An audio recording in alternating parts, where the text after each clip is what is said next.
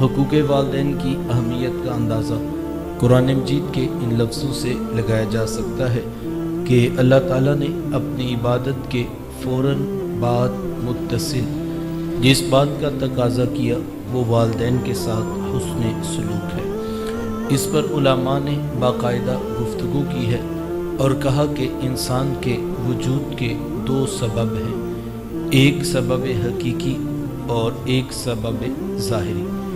سبب حقیقی ذات باری تعالیٰ ہے اور سبب ظاہری والدین ہے۔ تو پہلے جز میں سبب حقیقی کے حق کو بیان کیا گیا، تو دوسرے جز میں سبب ظاہری کی طرف توجہ دلائی گئی۔ ماں باپ کس قدر اہمیت کے حامل ہیں۔ میرے حضور تشریف فرماتے صحابہ بیٹھے تھے کہ دور سے ایک بوڑھی خاتون کو اپنی طرف آتے دیکھا۔ آقا کریم علیہ السلام کی نظر پڑی تو میرے حضور اٹھ کھڑے ہوئے، میری ماں پکارتے ہوئے اور دوڑ لگاتے ہوئے ان کے قریب پہنچے، پھر کندھوں سے وہ چادر اتار کر نیچے زمین پر بچھا دی جسے میں اور آپ کائنات کا قیمتی اثاثہ سمجھتے ہیں۔ اپنی والدہ کو اس چادر کے اوپر بٹھایا، کان لگا کر گھنٹوں ان کی باتیں سنی، اور جب وہ بوڑھی خاتون خود اٹھ کر واپس جانے لگی تو کسی نے راوی سے پوچھ لیا، یہ آنے والی خوش قسمت خاتون کون تھی کہ محبوب علیہ السلام نے اپنے کندھوں کی چادر ان کے قدموں کے نیچے بچھا دی؟ تو بتانے والے نے بتایا کہ تمہیں نہیں پتا، یہی تو حضور علیہ السلام کی رضائی والدہ حضرت حلیمہ سعدیہ سلام اللہ علیہ۔ سگی ماں تو سگی ماں ہوتی ہے، میرے محبوب علیہ السلام نے تو دودھ پلانے والی ماں کو بھی اتنی عزتیں عطا کی ہیں۔ ماں باپ کس قدر اہمیت کے حامل ہیں۔ میرے حضور تشریف فرما تھے، صحابہ بیٹھے تھے کہ ایک نوجوان حاضر خدمت ہوا، آ کر عرض کرتا ہے کہ حضور میں جہاد پہ جانا چاہتا ہوں۔ میرے آقا پوچھتے ہیں، احی والدہ کا، کیا آپ کے ماں باپ زندہ ہیں؟ قال نعم، جی حضور زندہ ہیں۔ قال ففیہما فجاہد، فرمایا جاؤ ان کی خدمت کرو، یہی تمہارا جہاد ہے۔ ماں تڑپ رہی ہو، بیٹا جہاد کرے یا تبلیغ، اللہ کا قرب نہیں ملے گا جب تک ساتھ میں ماں باپ راضی نہیں ہو۔ ماں باپ کی خدمت اتنا بڑا عمل ہے۔ ہمارے سامنے حضرت اویس کرنی رضی اللہ تعالی عنہ کی مثال موجود ہے۔ ساری زندگی حضور علیہ السلام کی خدمت میں حاضر نہیں ہو سکے۔ ایک دن اپنی والدہ سے عرض کی، امی اگر آپ مجھے اجازت دیں تو میں بھی حضور علیہ السلام کی زیارت نہ کروں۔ ماں نے کہا، بیٹا چلے جاؤ لیکن جلدی واپس بھی پلٹنا۔ ماں سے اجازت لی، شوق و برفتگی میں تڑپتے ہوئے لمحات کاٹے، اور جب در حبیب پہ حاضر ہوئے تو آ کر پوچھا کہ میرے حضور کدھر ہیں؟ تو بتایا گیا کہ وہ تو کسی سفر پہ تشریف لے گئے ہیں۔ حضرت اویس کرنی رضی اللہ تعالی عنہ کے لیے ایک بہت بڑا امتحان تھا۔ ایک یہ تھا کہ حضور علیہ السلام کی محبت، پیار، شوق فراواں اتنا ہے کہ ایک جھلک محبوب کی دیکھ لوں، اور دوسری طرف ماں کی خدمت، محبوب علیہ السلام کی تعلیمات، حضور علیہ السلام کے فرامین ان کی نگاہ میں ہیں۔ بہت مشکل فیصلہ تھا، لیکن زمانے نے پھر دیکھا۔ چند لمحے کے بعد حضرت اویس کرنی رضی اللہ تعالیٰ عنہ شہر مدینہ چھوڑ رہے تھے۔ اتنا مشکل کام ہے، اتنا کٹھن مرحلہ ہے، لیکن عشق اگر صحیح معنوں میں عشق رسول بن جائے تو پھر تعلیمات رسول بھی اسی طرح دیکھنے کا مزاج بن جاتا ہے۔ چوکھٹے رسول چھوڑنا بہت مشکل تھا، لیکن حضرت اویس کرنی رضی اللہ تعالیٰ عنہ کیوں چھوڑ رہے تھے؟ اس لیے کہ وہ یہ جانتے تھے جس رسول کی یاد میں تڑپ رہا ہوں انہی کے کہنے پر ماں کی خدمت کر رہا ہوں، اور یہ ہو نہیں سکتا کہ میرے حضور میرے حالات سے بے خبر ہو، اور حقیقت بھی ایسے ہی تھی۔ اگر حضرت اویس کرنی رضی اللہ تعالیٰ عنہ یمن میں بیٹھے تڑپ رہے تھے تو یار مدینے کا حال بھی کچھ مختلف نہیں تھا۔ میرے آقا یمن کی طرف رخ نور کرتے ہیں، اپنی قبا کے بٹن کھولتے ہیں اور ٹھنڈی ٹھنڈی سانسیں بھرتے ہیں، اور حضور فرماتے لوگوں مجھے یمن سے یار کی خوشبو آ رہی ہے۔ عرض کی حضور وہ اتنا پیار کرتے ہیں کہ بیٹھے یمن میں اور آپ کو یہاں خوشبو آ رہی ہے؟ حضور فرمایا وہ میرے سے بڑا پیار کرتے ہیں۔ عرض کی حضور کو اتنا پیار کرتے ہیں تو پھر ملاقات کے لیے کیوں نہیں آئے؟ تو حضور فرمایا ان کی بوڑھی اور نابینا ماں ہے جن کی خدمت انہیں میرے حضور آنے سے روکے ہوئے، اور کوئی چاہے نہ جا کر میرے اویس کو میرا سلام کہے اور اسے کہنا میری امت کی بخشش کی دعا بھی کرنا۔ یہاں سے پتہ لگا جو ماں باپ کی خدمت کرتا ہے اس کی دعائیں قبول ہوتی۔ ماں باپ کی خدمت اتنا بڑا عمل ہے۔ علماء سے آپ نے یہ بات سنی ہوگی کہ حضرت موسیٰ علیہ السلام نے پوچھا تھا نا کہ مالک میرا جنت کا ساتھی کون ہے؟ تو کہا موسیٰ فلاں بازار میں چلے جائیے، وہاں پر ایک قصاب ہے جو گوشت کاٹ کر لوگوں کو بیچ دیتا ہے، وہ آپ کا جنت کا ساتھی۔ حضرت موسیٰ علیہ السلام چل پڑے کہ میں جا کر دیکھوں تو صحیح وہ کیا کرتا ہے۔ جا کر دیکھا تو عام سا قصاب تھا، گوشت کاٹتا اور لوگوں کو بیچ دیتا، ہاں جو ٹکڑا اسے اچھا لگتا وہ الگ کر دیتا۔ شام کو جب گھر واپس پلٹنے لگا تو اس نے الگ کیا ہوا گوشت پیک کیا اور وہ گھر کی طرف چل دیا۔ حضرت موسیٰ علیہ السلام بھی اس کے پیچھے ہو لیے۔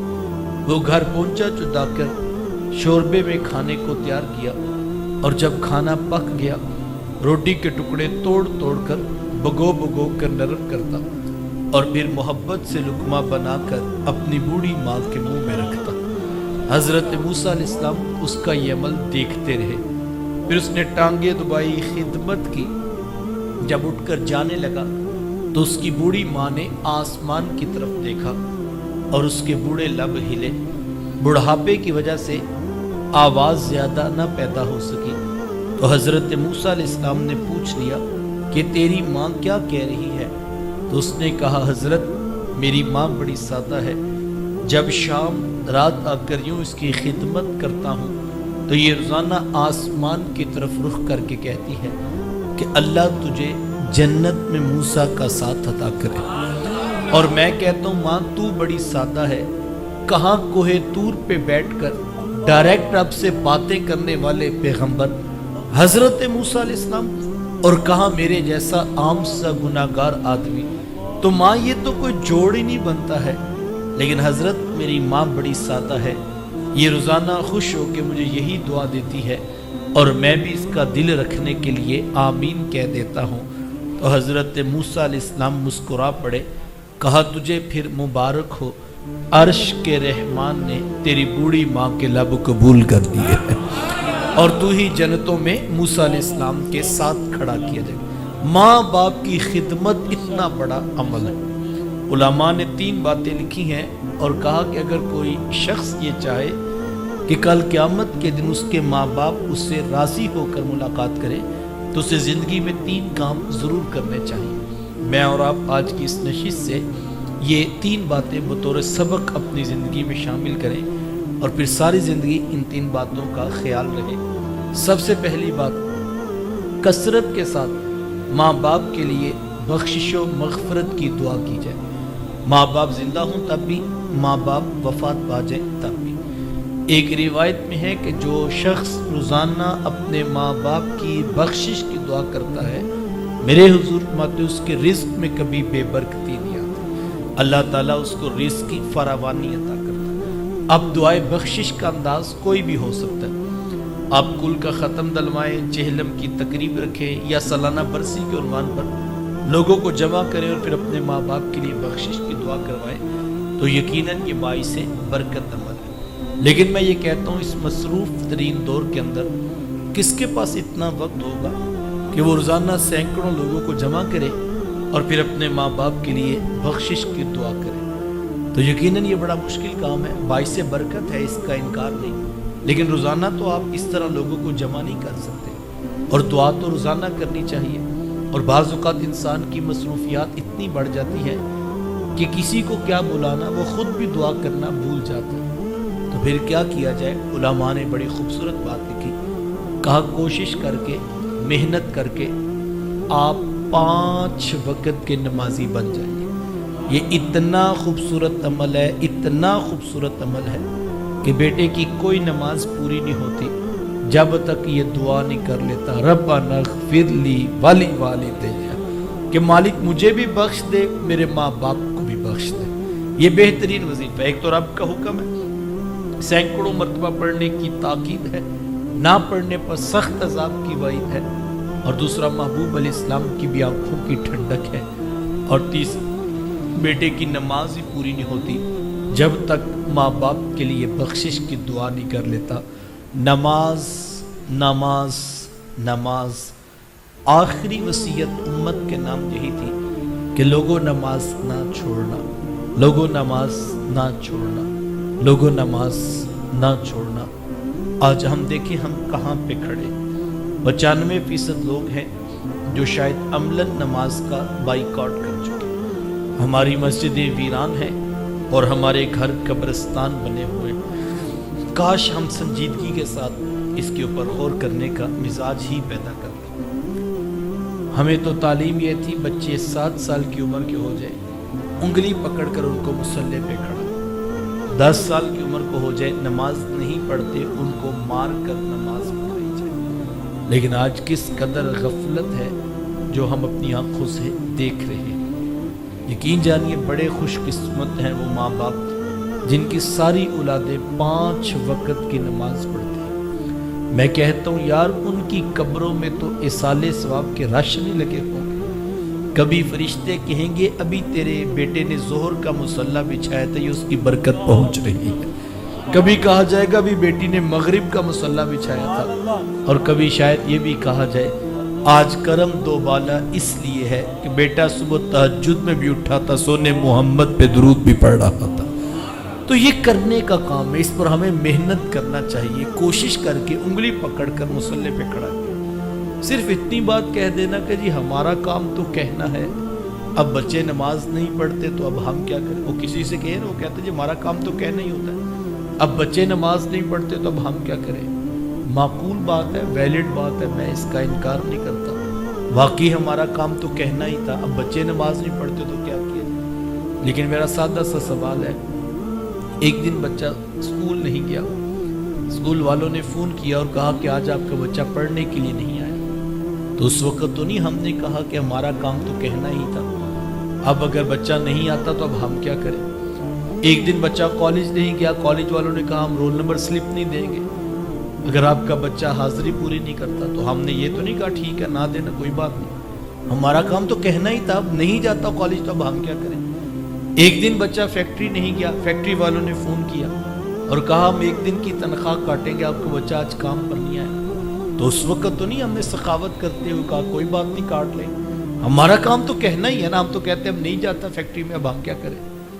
حضور والا ہر کام، اپنی دکان تو 3 دن لیٹ کھلی تو ہم نے گھر میں پریا بٹھا دی، بہنوں کو بٹھا لیا، بھائیوں کو بٹھا لیا، ماں کو بٹھا لیا، اور ہمارا لہجہ بدل گیا۔ ہم نے کہا اس صاحبزادے سے پوچھ لو اگر یہ جو ہے وہ دکان ٹائم پر نہیں کھولتا تو بھی اپنا کاروبار اور کوئی دیکھ لے، کوئی نوکری دیکھ لے، میں بھی اتنا بوڑھا نہیں ہوا، میں اپنی دکان خود وقت پر کھول سکتا ہوں۔ اپنی دکان کی باری تو نہیں کہا ہمارا کام تو کہنا ہی ہے، اب نہیں کھولتا وقت پر دکان تو کوئی بات نہیں۔ ذرا غور کیجئے، میں نے دیکھا بعض اوقات یہ بوڑھا باپ بستر پر ہوتا ہے، بیمار ہے، اور خاندان سے اطلاع ملتی فلاں شخص فوت ہو گیا، تو باپ بچوں کو پاس بٹھاتا ہے اور کہتا ہے ایک نے جنازے پہ جانا ہے، ایک نے دسویں پہ جانا ہے، ایک نے چیلم پہ بھی حاضر لگوانا ہے، اور بچے بعض کا کہتے ہیں بھائی ہم تو جانتے نہیں وہ کون ہے، ہمیں وہ نہیں جانتے، تو باپ کہتا ہے کہ تم جانا فلاں سے ملنا، اس کو کہنا آنا تو ابا جی نے تھا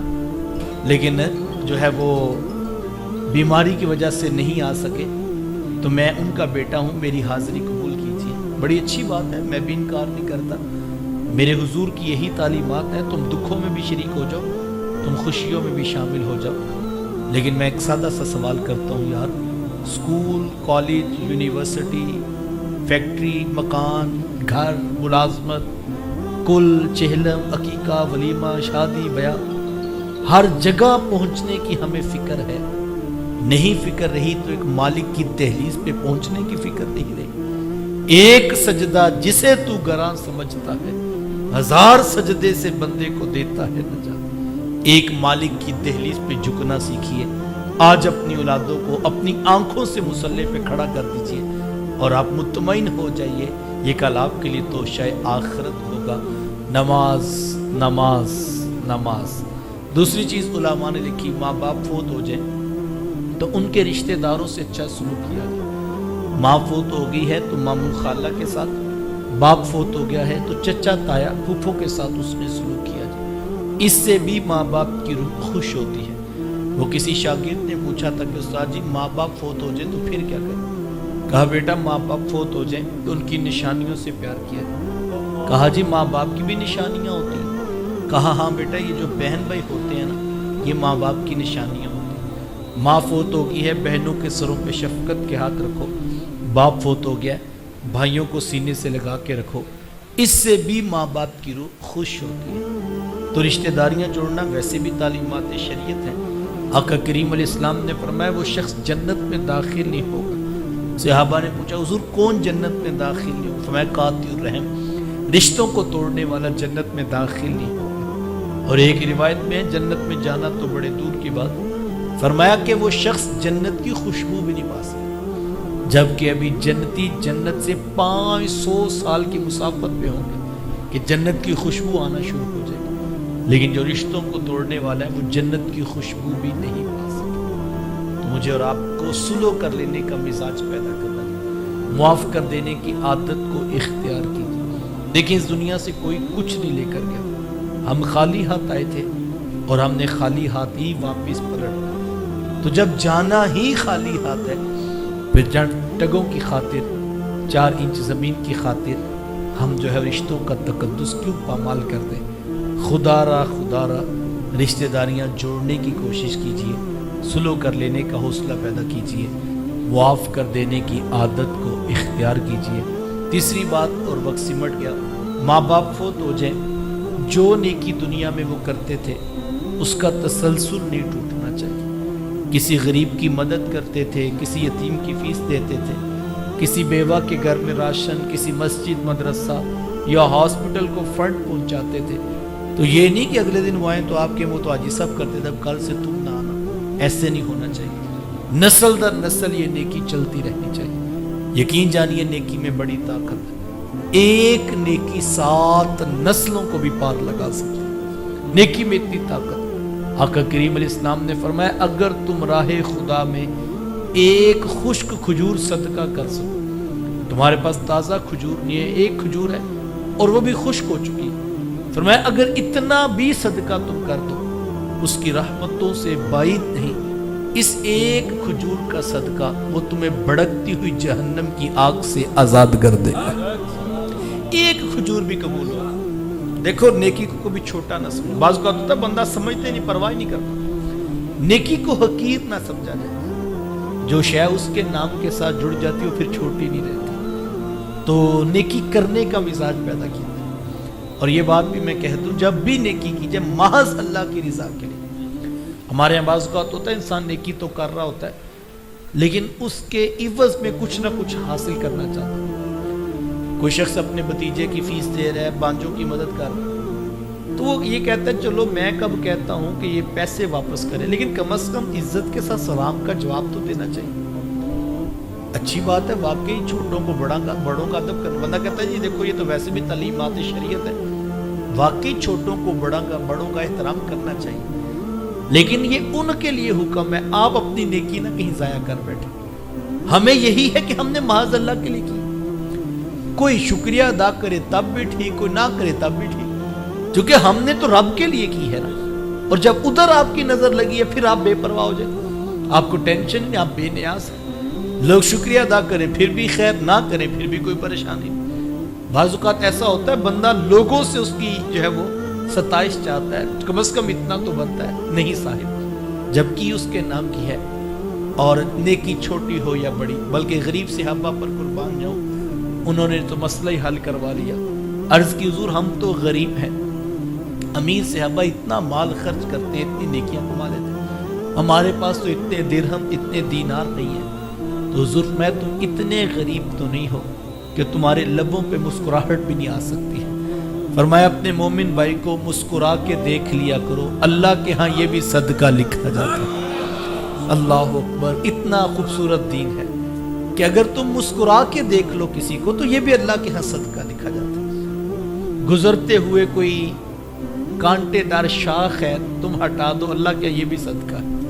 تو ہمیں نیکی کو کبھی حقیر نہیں سمجھنا چاہیے، اور بالخصوص کچھ نیکیاں ایسی ضرور کیجیے کہ ہماری نسلیں بھی فخر کریں کہ ہمارے باپ نے زندگی گزاری، ہماری اولادیں بھی ناز کریں کہ یار ہمارے ماں باپ خوبصورت زندگیاں گزاری۔ یہ ربیع الاول کا موسم ہے، ابھی سے محنت کیجیے، گھروں کے اندر محافل کا انعقاد کیا جائے، اولادوں کو بٹھا کر لازمی نہیں 100 بندوں کو جمع کریں، وہی 10-20 گھر کے جو افراد خانہ ہیں وہی بیٹھ جائیں اور سارے تسبیحاں پکڑ کے سونے محمد پہ درود پڑھیں صلی اللہ علیہ وآلہ وسلم، تاکہ یہ ریت گھر کی بن جائے، تاکہ وہ پھر اگلی نسل، پھر اگلی نسل، پھر اگلی نسل وہ فخر سے کریں کہ یہ میلاد میرا والد کرواتے تھے، آج کے بعد یہ میں سعادت حاصل کروں، پھر ان کی اولادیں، پھر ان کی اولادیں، پھر ان کی اولادیں۔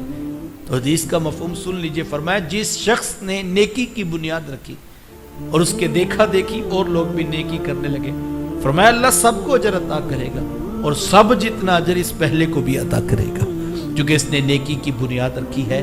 آئیے نیکی کیجئے، اپنے لیے، اپنے ماں باپ کے لیے، اپنی آخرت کے لیے۔ اللہ کی بارگاہ میں دعا گو ہوں اللہ تعالی ہم سب کے ماں باپ کی بخشش و مغفرت فرمائے۔ وآخر دعوایا ان الحمد للہ رب العالمین۔